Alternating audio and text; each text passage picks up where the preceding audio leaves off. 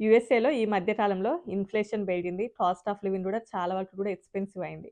అంటే ఒకప్పటితో పోలిస్తే హౌసింగ్ కానియండి, ఏదైనా కూడా. ఒక స్టూడెంట్‌గా వచ్చి ఆల్‌మోస్ట్ ఒక 5 ఇయర్స్, 6 ఇయర్స్ అలా ఉన్న తర్వాత మ్యారేజ్ చేసుకొని, వైఫ్‌ని తీసుకొని ఇక్కడికొచ్చారనుకోండి, ఆల్‌మోస్ట్ అంతకుముందు వర్క్ చేసిన ఎక్స్‌పీరియన్స్, ఆల్రెడీ ఇక్కడ లివింగ్ స్టైల్ అవన్నీ తెలుస్తాయి కాబట్టి దెన్ ఓకే. బట్ న్యూగానే ఒక ఫ్యామిలీని తీసుకొనొచ్చి, ఒక వీసా మీద ఎస్పెషల్లీ హెచ్-1బీ వీసా మీద అలా వచ్చిన తర్వాత ఏంటి అంటే, వాళ్ళకి వేరే ఇన్‌కమ్ ఏమీ ఉండదు. ఓన్లీ కూడా మనము జాబ్సే గదా! సో, దాన్ని బేస్ చేసుకొని ఏంటి అంటే సేవింగ్స్ అయ్యేదైతే చాలా తక్కువ. అంటే ఐ మీన్ మనము అసలు తినలేకుండా ఉండలేని పరిస్థితి అలాంటిది ఉండదు కానీ, మనము వచ్చేటప్పుడు ఒక బ్రెయిన్ వస్తాం కదా! అంటే ఒక మైండ్ సెట్ తోటి వస్తాం కదా! అంటే ముందే క్యాలిక్యులేషన్ ఏసుకుంటాం ఇండియాలో ఉన్నప్పుడు ఇలా అలా అని చెప్పేసి. సో, ఆ క్యాలిక్యులేషన్స్ అయితే మొత్తం కూడా జీరో అవుతాయి. ఎందుకంటే ప్రెజెంట్ ఉన్నటువంటి సిట్యుయేషన్స్‌ని బట్టి. అండ్ ఆల్‌మోస్ట్ కొంతమంది అంటే వచ్చిన కొద్ది రోజుల తర్వాత సరే ఇక్కడ ఏదైనా ఒక పార్ట్ టైమ్ జాబ్ చేయాల్సిందే. అంటే ఈవెన్ వీసాల మీద ఉన్న వాళ్ళు కూడా ఏదైనా ఒక సైడ్ ఇన్‌కమ్ అయితే సంపాదించుకోవాలి. లేకపోతే యూఎస్ఏలో కష్టం అనే పరిస్థితి ఉంది. సో, దాన్ని బేస్ చేసుకొని ఏంటంటే చాలామంది కొంచెం సైడ్ ఇన్‌కమ్ కోసం ట్రై చేస్తూ ఉంటారు. అందులోపల ఏది లీగల్ అండ్ ఏది ఇల్లీగల్ అని చెప్పేసి ఈ వీడియోలో షేర్ చేద్దాం అనుకుంటున్నాను. సో, నాకు తెలిసిన ఎక్స్‌పీరియన్స్ అండ్ నాకు తెలిసిన వాటితో మీతో అయితే షేర్ చేస్తా. సో, ఇంకెవరైనా కొత్తగా మన ఛానెల్‌ని చూస్తున్నట్లయితే తప్పకుండా సబ్స్క్రైబ్ చేసుకోండి. వీడియోకైతే లైక్ చేయండి. ఎవరికైనా యూజ్ అవుతుందనుకుంటే షేర్ చేయండి. డైలీ చూసే వాళ్ళైతే లైక్ కొట్టి వీడియో చూడడం స్టార్ట్ చేయండి. న్యూగా చూసే వాళ్ళైతే ఎక్కడైనా నచ్చితే లైక్ చేయండి. తప్పకుండా సబ్స్క్రైబ్ అయితే చేసుకోండి. అసలు నిజం చెప్పుకోవాలి అంటే యూఎస్ఏలో ఉన్న వాళ్ళకంటే కూడా ఇండియాలో ఉన్న వాళ్ళే చాలా వరకు ఎంజాయ్ చేస్తారు. చాలా మంచి లైఫ్ లీడ్ చేసేదైతే ఇండియాలో ఉన్న వాళ్ళే. బట్ అది బయటికి చూస్తే కొంచెం డిఫరెంట్‌గా కనిపిస్తది. అలా అనుకుంటారు అంతే. బట్ అలా కాదు. ఇక్కడున్న వాళ్ళు ఉదయం లేస్తే bathroom cleaning and house cleaning and కూలి పనులు వీటితోటే సరిపోతది. సరే ఏదైనా పర్ఫెక్ట్‌గా తిందాము కడుపు నిండా అంటే అనుకున్నయి దొరకవు. దొరికినయి మనం ఎఫర్ట్ చేయలేము. ఎందుకంటే డాలర్స్ వరకు మన బ్రెయిన్ ఎళ్ళిపోతది కాబట్టి. ఇండియాలో ఉన్నవాళ్ళు పొద్దున్నే పని మనిషి ఈటిండ్రు, స్లీపిండ్రు, రోమిండ్రు, డాన్సిండ్రు, మంచిగా యాక్టివిటీస్. మళ్ళీ మనం ఎప్పుడైనా కాల్ చేసినప్పుడు మీకేంటి ఆ కంట్రీలో ఉన్నారు, మంచిగా ఎంజాయ్ చేస్తున్నారు, మేమేం చేస్తున్నాం ఇక్కడ. యాక్చువల్‌గా రివర్స్‌లో ఉంటది. ఇక్కడ ఏమీ ఉండదు. అంతా కూడా అక్కడే ఉంటది. సరే ఇక్కడ కొంచెం ఎర్న్ చేసిన తర్వాత అక్కడికొస్తే మనం కూడా ఈటింగు, డాన్సింగ్ అవన్నీ చేయొచ్చు కదా! అనే ఆలోచనతో వస్తారు. బట్ ఇది మనం చెప్పినా కూడా అది అర్థమవ్వదు. రియల్ అబ్బా! ఇదేంటి? అది మనకి కొంచెం రియల్ ఎక్స్‌పీరియన్స్ అయితేనే ఈరోజు ఈ పూలు లేవు పక్కన పెట్టడం.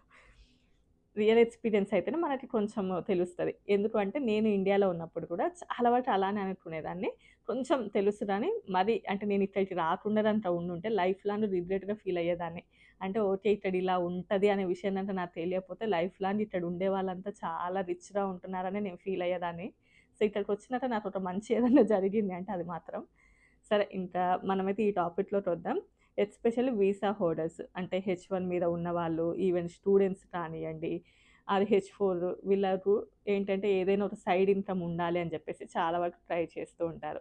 ఈ మధ్య కాలంలో చాలామంది వాలంటీర్‌గా అంటే స్వచ్ఛందంగా అమెరికన్స్ కానియ్యండి, ఈవెన్ చాలామంది ఇండియన్స్ కూడా ఎవరైతే ఇల్లీగల్‌గా వర్క్ చేస్తున్నట్లు అనిపిస్తుందో, సో, అవి స్టేట్ డిపార్ట్‌మెంట్‌కైతే కంప్లెయింట్ చేస్తున్నారు అని చెప్పి చాలా వరకు సోషల్ మీడియాలో మనం చూస్తున్నది. అంటే ఎవరైతే ఇల్లీగల్‌గా వర్క్ చేస్తున్నారో వాళ్ళ యొక్క డేటా వాళ్ళకివ్వడం. సో, ఎవరిచ్చారు ఏంటి అనేది ఎవరికీ తెలీదు. బట్ డేటా మాత్రం వాళ్ళ దగ్గర ఉంటది. ఇలాంటిదే ఫ్లోరిడాలో జరిగింది. చాలా సార్లు చెప్పాను అది. సో, వీడియో చివర్లో చెప్తాను అది కూడా. సో, ఈ మధ్య కాలంలో ఇలాంటివి చాలా వరకు స్క్రూటినీ ఎక్కువవ్వడము అండ్ ఎవరైతే ఇల్లీగల్‌గా వర్క్ చేస్తున్నారో డైరెక్ట్‌గా స్టేట్ డిపార్ట్‌మెంట్‌కి తెలియడం జరుగుతున్నాయి కాబట్టి, సో, చాలా వరకు కూడా కేర్‌ఫుల్‌గా ఉండాలి. ఎస్పెషల్లీ హెచ్-1బీ మీద వచ్చిన వాళ్ళు ఎల్‌సీఏలో అంటే వాళ్ళ యొక్క క్లయింట్ ఏంటి, లొకేషన్ ఏంటి, వాళ్ళ యొక్క జాబ్ ఏంటి, అది రాకుండా బయట ఎక్కడ కూడా ఎలాంటి వర్క్ కూడా చేయకూడదు. చాలామంది ఏం చేస్తుంటారు అంటే గ్యాస్ స్టేషన్‌లలో వర్క్ చేయడం కానియండి, ఈవెన్ రెస్టారెంట్స్‌లలో వర్క్ చేయడం. ఎవరైనా వచ్చి పట్టుకున్నా కానియండి, లేకపోతే ఎవరైనా వచ్చి క్వెషన్ చేసినా కూడా ఏంటి అంటే, లేదు మేము జస్ట్ ఊరికే చేస్తున్నాము. మాకు తెలిసిన రిలేటివ్స్ అందుకే వచ్చి వర్క్ చేస్తున్నాం అని అంటారు. ఈవెన్ అది కూడా ఇల్లీగలే. స్టూడెంట్స్ కూడా అంతే చాలామంది అసలు మీరు ఇక్కడ ఎందుకున్నారు? ఇక్కడ ఎందుకు వర్క్ చేస్తున్నారు అనంటే, మేము జస్ట్ ఊరికే చేస్తున్నాము. ఇక్కడ మాకు తెలిసిన రిలేటివ్సే అందుకోసమే చేస్తున్నాము అన్నట్లుగా కొంచెం కవర్ చేస్తూ ఉంటారు. అది కూడా ఇల్లీగలే.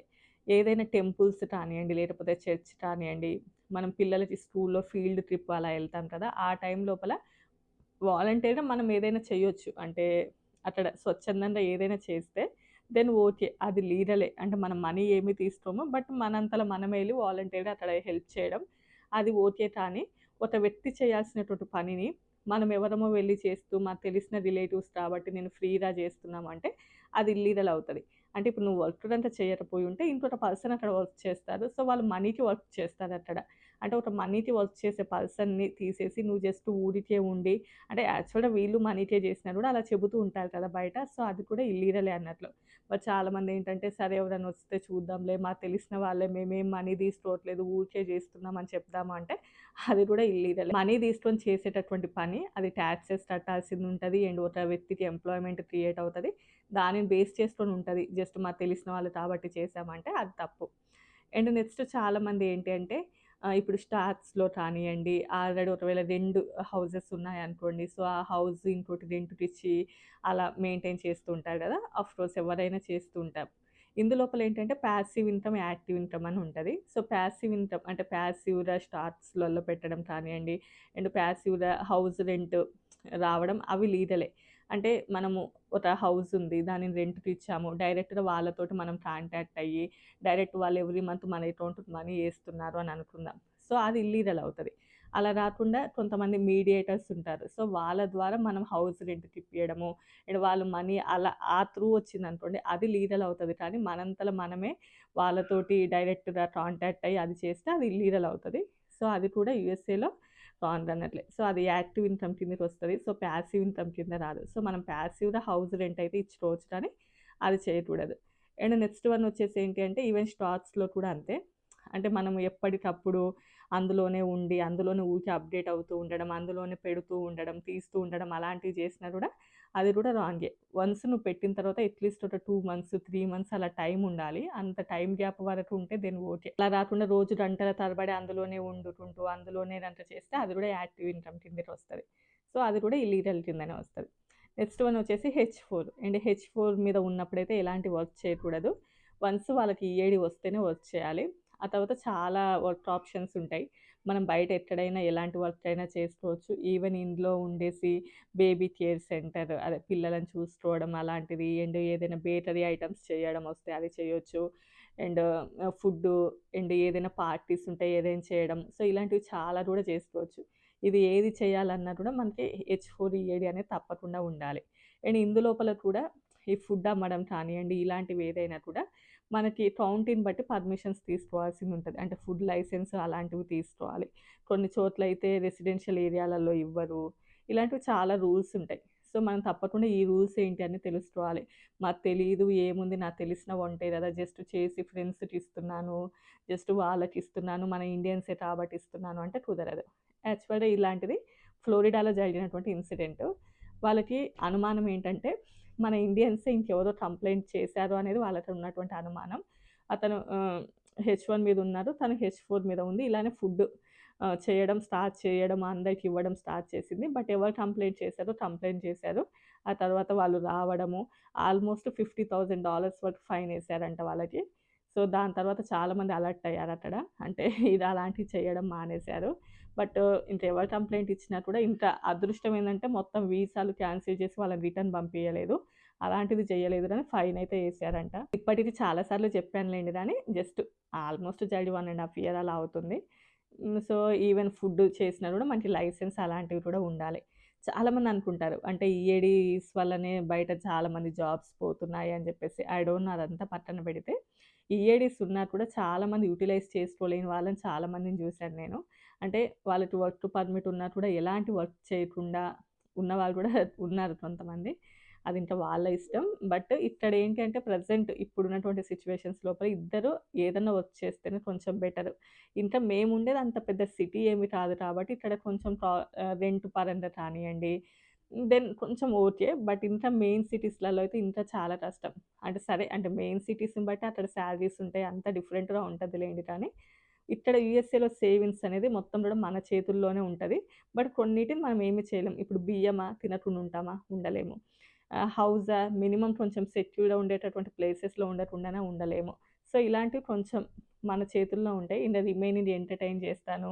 ఇండియాలాగానే పనావడం పెట్టుకుంటాను. ఇండియాలాగానే కుట్లు పెట్టుకుంటాను, బొట్లు పెట్టుకుంటాను అంటే ఇంకా జీరో ఇంక అసలు ఇక్కడికొచ్చి కూడా వేస్ట్. నెక్స్ట్ వన్ వచ్చేసి ఏంటి అంటే యూట్యూబ్‌లో వీడియోస్, కాంటెంట్ క్రియేషన్ ఇది కూడా.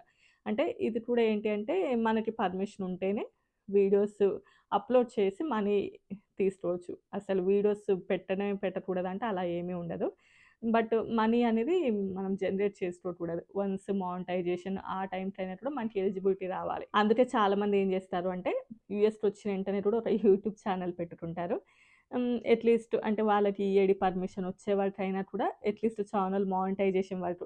యూట్యూబ్‌లో సక్సెస్ అంటే అంత ఈజీగా అయిపోదు కదా! దానికి కొన్ని సంవత్సరాలు పట్టొచ్చు, నెలలు పట్టొచ్చు. It depends on content and డిఫరెంట్‌గా ఉంటది. సో, అప్పటి వరకు మనం ముందుకి లాక్కెళ్తే అప్పుడు మనం మానిటైజేషన్ చేసుకోవచ్చు కదా! అని ఉంటది. సో, చాలామంది జస్ట్ నాకు తెలిసింది షేర్ జేస్తున్నాను. నాకేం మనీ రావు అంటారు. యాక్చువల్‌గా వాళ్ళకి ఇంకా ఎలిజిబిలిటీ రాదు. వాళ్ళు యూట్యూబ్‌లో వీడియోస్ చేయడానికి ఎలిజిబిలిటీ ఉండదు. వన్స్ వస్తే ఛానెల్ మానిటైజేషన్ వరకెళ్తే వాళ్ళు కూడా ఆన్ చేసుకుంటారు. అది వేరే విషయం లెండి కానీ. సో, ఈవెన్ యూట్యూబ్‌లో వీడియోస్ కూడా మనం ఏంటంటే చాలా వరకు కూడా ఏఐ టూల్స్‌ని వాటిని కూడా యూజ్ చేసి ఎవరు ఇల్లీగల్‌గా సంపాదిస్తున్నారు. అంటే ఎవరు కరెక్ట్ వేలో సంపాదిస్తున్నారు లేదు అనేది కూడా చూస్తున్నారు. స్టేట్ డిపార్ట్‌మెంట్‌కి చాలా వరకు కంప్లెయింట్స్ ఎళ్తూ ఉన్నాయి అని చెప్పి.